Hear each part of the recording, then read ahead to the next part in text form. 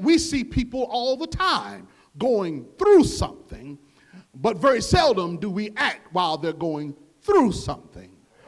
But our feelings of compassion must have action.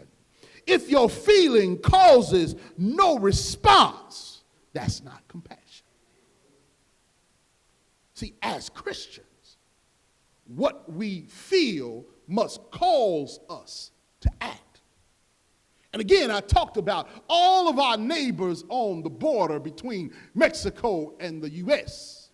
If we look at them and have compassion for what they're going through, yet we do nothing, we have no action, it's no feeling, it's no compassion associated with that. For the believer, our feelings must be a catalyst for our actions. We must feel so about a situation that we must act. It is our compassion that moves us into action. This is what love looks like. This is what love looks like, to see someone and be moved to the point of action. Yet, far too many of us see our neighbors going through trouble, see our neighbors going through trials and tribulations, see our neighbors going through pain and problems, and far too long we have done nothing. We have just walked on by. You know that. Walked on by. We have just walked on by. We have driven by with our windows up because we didn't want to get involved. We didn't want to be worried about the concerns of their life because, to be honest, we have problems of our own. And a lot of times we've let our own problems consume us so that we don't have compassion for someone else going through. But beloved, that's what the Bible tells us. It says to love our neighbors as we love ourselves. Now, you have to love yourself in order to understand. You don't want yourself to go through trouble. You don't want yourself to go through pain. You don't want yourself to go through problems. Why would you want that to happen to someone else? For far too long, we have watched our neighbors go through and have done nothing. But we are commanded to love our neighbors as we love ourselves, and that means we must act upon our compassions. If you have a feeling for someone going through something, it does you no good to do nothing. We are called to put our compassion into action. Now, I'll be very quick to my second point. Our actions must be selfless. I want you to look at verse 34. Our actions must be selfless.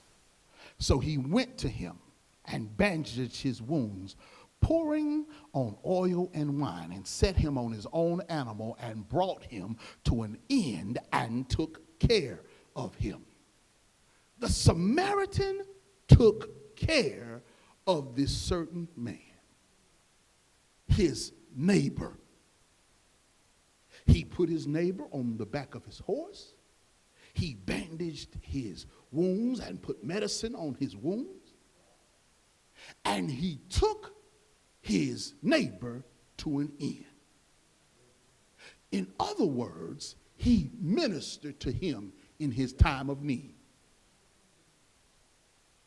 He ministered to him in his time of need. He took care of him.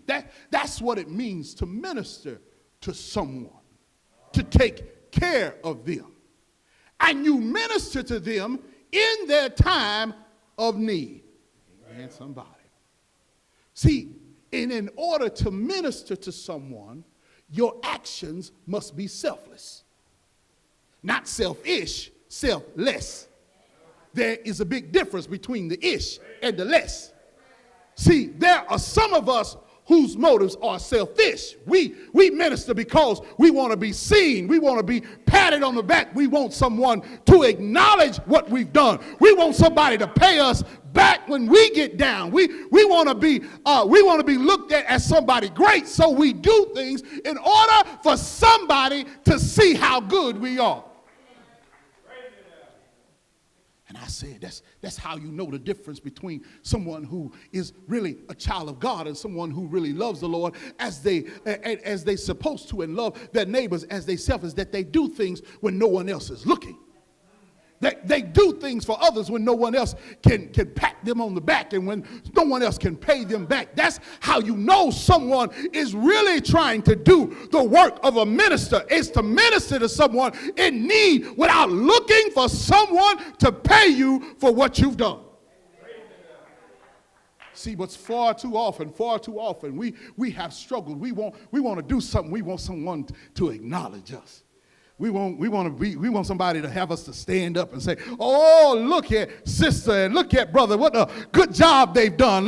Let's applaud them. Let's pat them on the back. Let's name a pew after them. All the work they've done in the community, all the work they've done in the city. But beloved, I'm here to tell you, your pew is going to fade. Your pew is going to go down. Your plaque is going to fade. But only what you do for God will last. That if you're doing it for the Lord, don't you dare do it for someone else to pat you on the back. Do it because the Lord is the one who will reward you. Your actions must be selfless. You can't call yourself a minister, and we all ministers now. I want you to know you don't need a collar to be a minister. You don't need a robe to be a minister. You don't need to preach the gospel to be a minister. You can minister, and you can be out on the street and see someone and give them a bottle of water, and that's ministering to them. Feed somebody, that's ministering to them. Whatever you do for someone in need is ministering to them. And I'm here to tell you, everyone is called to be a minister. Everyone is called to do the work of a minister, to take care of someone who is in need. And that act, you can't look for someone to pat you on the back. You can't look for someone to say, oh, you are so wonderful. You are so, oh, I see the God in you. You are so beautiful. We look for people to affirm our actions in our ministries, but that is not what God is requiring of us to do. So our actions must be driven by compassion. Our actions must be selfless, not selfish. Selfless. You got to ask yourself, who are you doing this for? Who are you feeding the hungry for? Who are you clothing the naked for? You got to ask yourself, are you doing it to make yourself look good, or are you doing it to make God look good? What's your motivation? Actors always say, I need motivation. What's your motivation? Are you merely just acting? What's your motivation? Or are you doing this so people can look at you, but are you doing this so God can get the glory out of your life? So this Samaritan just picked this man up and put him on his beast, took him to the inn. He ministered to him because he was in need.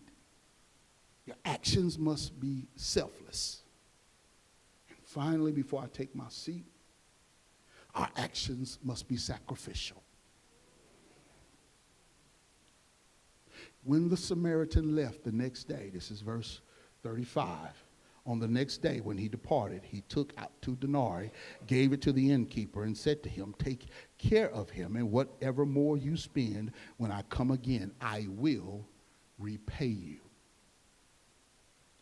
When the Samaritan left the next day, he gave the innkeeper money to take care of his neighbor. And he said, if it wasn't enough, I will pay you when I get back.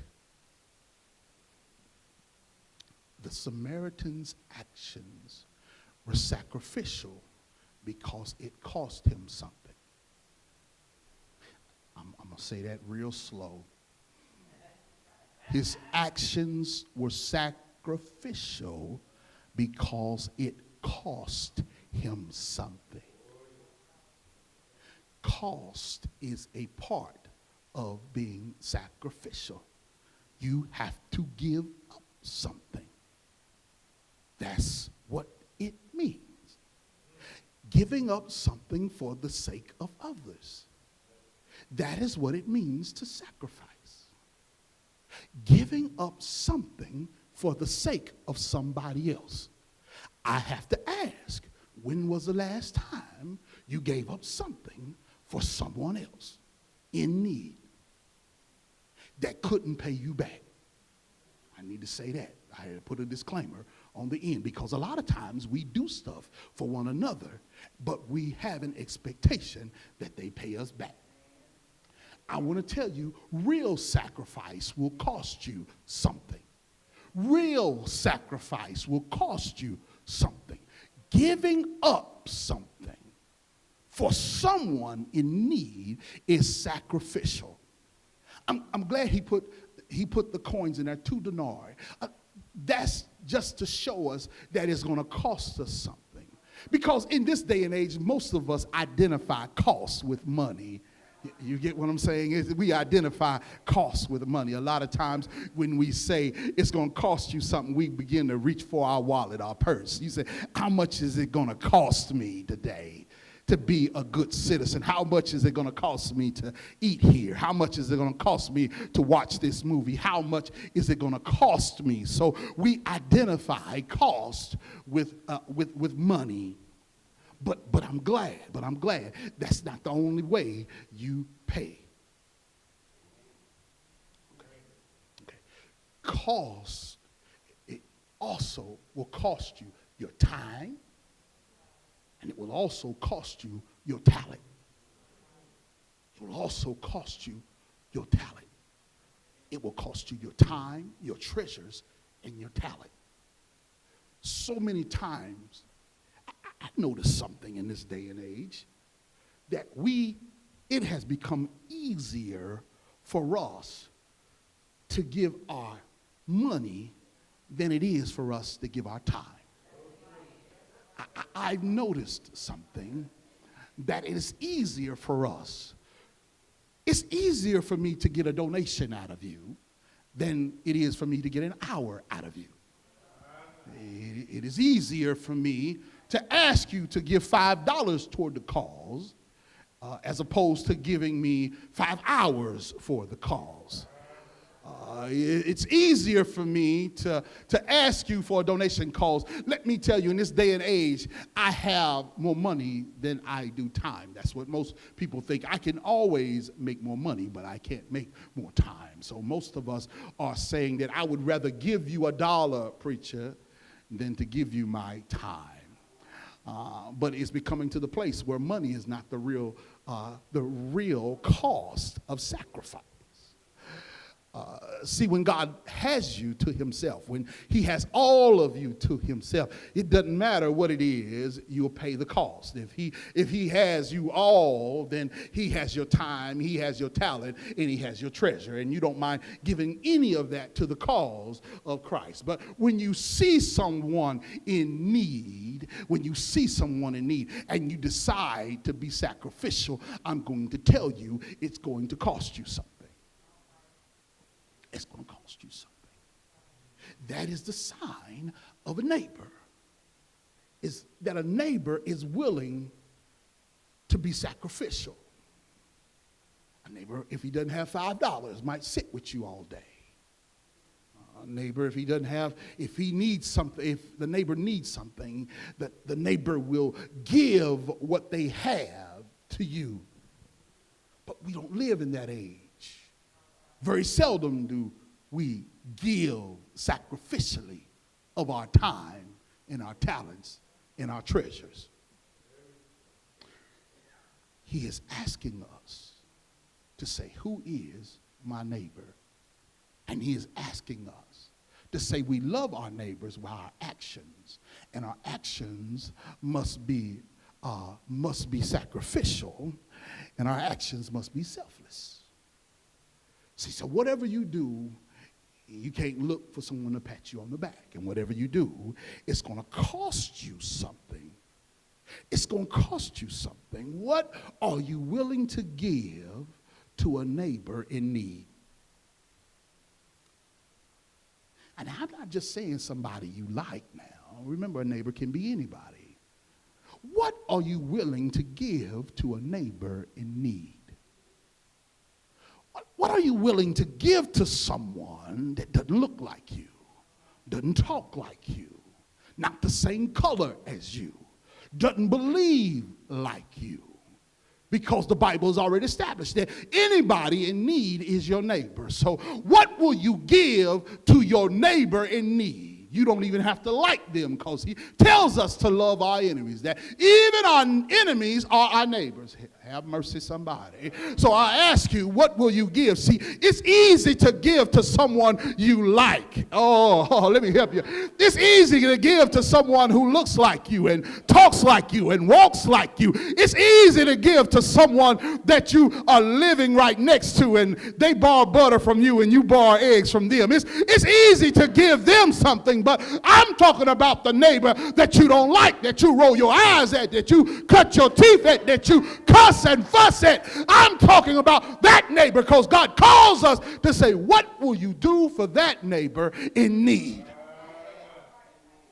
See, that's the real litmus test. That's anybody in need is your neighbor. So, it's easy to do all preacher. That sounds good. I do that to my neighbors all the time. I give to them. I see they in need, and I give to them, and it's selfless and it's sacrificial, because, I like them and they like me. But, brother, that's not your only neighbor. I'm talking about the one down the street. I'm talking about the one on your job that you don't like. I'm talking about the one in the church that you can't stand. I'm talking about the one that nobody likes. I'm talking about that neighbor. What do you do for them? So, because see, what happens is, eventually everyone will be in need. Everyone will be in need. And the Bible uses this illustration to show us that there can be a cultural divide, and we still are required to help them. We are still required to help them. We are still required to help them. So don't you look at those little poor brown children in cages down on the border and your heart be moved with compassion, and you don't do anything. You see what I'm saying? Now, you might not be able to travel all the way down to Texas.